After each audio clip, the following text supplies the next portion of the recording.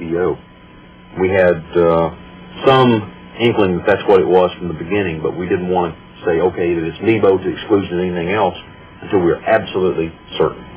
Ich ging dann natürlich nach all diesen, wir hatten einen Schock bekommen, als wir gehört haben, dass so ein Fragmentstück gefunden wurde im tragischen Unfall in Lockerbie. Und ich wollte dann genau wissen, ich wollte mal dieses Teil sehen. Ich ging darum eine Woche lang nach FBI im Jahre 1990, glaube ich, oder 91. Und wollte unter anderem dieses Fragment einmal in Natura sehen. Man hat mir dann gesagt, das befindet sich nicht bei Ihnen, sondern bei der Scottish Police. Ich ging also nachträglich zur Scottish Police eine Woche und auch dort hat man auf mein Verlangen hin mir das Stück nicht zu Gesicht bringen wollen, nur auf einem Foto. The forensics determined that the microchip found in the debris in Lockerbie came from one of those timers produced by NEBO. They were able to trace it to the certain lot that Libyan intelligence had purchased from them. Und hat mir dann erklärt, das könne er mir sehr gut erklären. 3 von seinen Leuten hätten unterschrieben dafür, dass sie dieses Stück gefunden hätten in einem Stück Mantel. Und die 3 FBI-Leute hätten dafür unterschrieben. Später hörte ich, dass die schottische Polizei hätte das Stück gefunden in einem Hemd, das aus Malta stammt.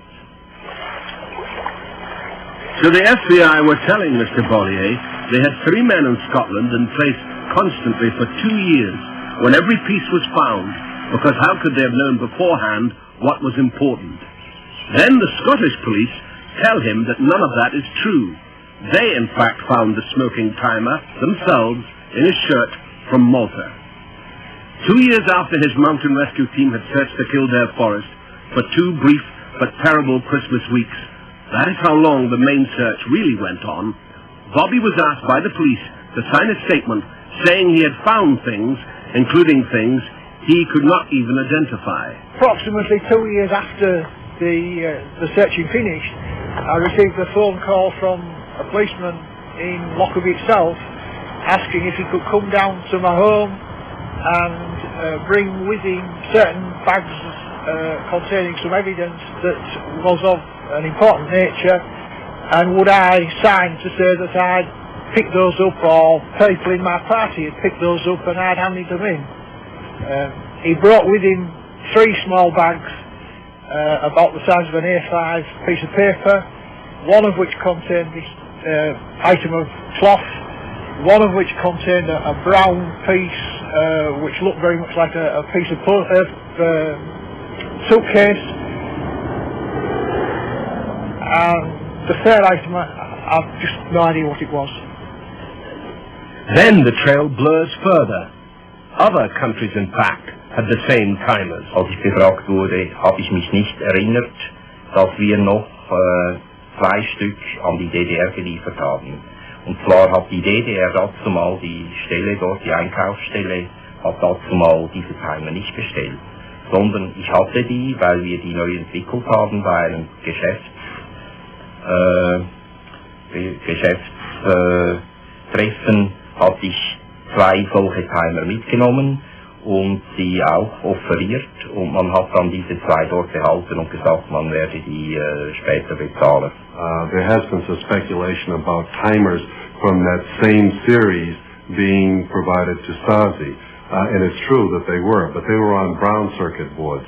The circuit board that was used in the explosion of Lockerbie was a green production model of the timer, and that came from Libyan intelligence. In the Stasi files, the name of Edwin Bollier, codename Ruben, Stasi agent, his control Joachim Henschel, codename Wenzel, meetings in Berlin safe houses, German girls in the Inter-hotels. The Stasi had discovered Bollier was selling everything to everyone. The timers only the Libyans were supposed to have to the Stasi, and American C4 explosives, and Italian remote radio-controlled detonators. 2 million Deutschmarks, 1 Stasi payment for gear. and selling directly to terrorists, the Red Army faction, Palestinians, other Arabs, in both Germanys. The Stasi even conclude Bollier must have been working for the CIA because he seemed to be able to get very special American equipment so easily for the Stasi. Double, triple, quadruple agent. A truly neutral Swiss businessman. Through good training and through good diligence and through the tremendous amount of concentration and hard work and effort that was put out by the search team, that evidence was found. Luck was made in this case by a very strong cooperative effort among law enforcement and military services in this case.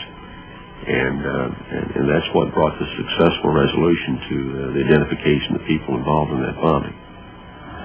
Then another twist in turncoat Zuricher Bollier's story. After a visit by Americans on December 28, 1988, he signed a document 1 week after Pan Am 103 was destroyed. A document in which Mr. Bollier swears his timers were of a model only sold to Libya. Signed even before the use of a bomb had been made public. Before the miraculous groveling search, 1,000 Scots in lines on hands and knees find the smoking fragment. Mr. Bollier had sold so much to so many, he could be blackmailed. So in that situation, he signed. Now he says the document can belong to whomever pays him $2 million cash.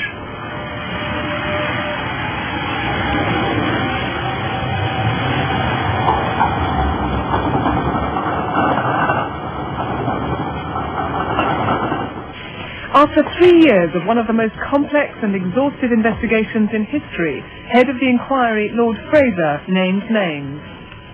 The two accused are Abdul Basit Ali Muhammad al-Magrahi and Al-Amin Khalifa Sima. That the investigation has come to this conclusion is not a surprise. We are now actively considering what actions to take. We have no evidence to implicate another country in this disaster. I understand the investigation has revealed no evidence to support suggestion of involvement by other countries. In the coming days, the President will be consulting closely with Prime Minister Major and other world leaders to fashion together a cooperative international response to this latest terrorist atrocity by Gaddafi's government. Today marks a milestone in the nearly 3 years of unresolved grief and unrelenting persistence to find the truth. Today, we call upon the political powers of all civilized nations to send a strong and unequivocal message to Libya and all states that aid, abet, harbor, sponsor, and support terrorist activities, that they will no longer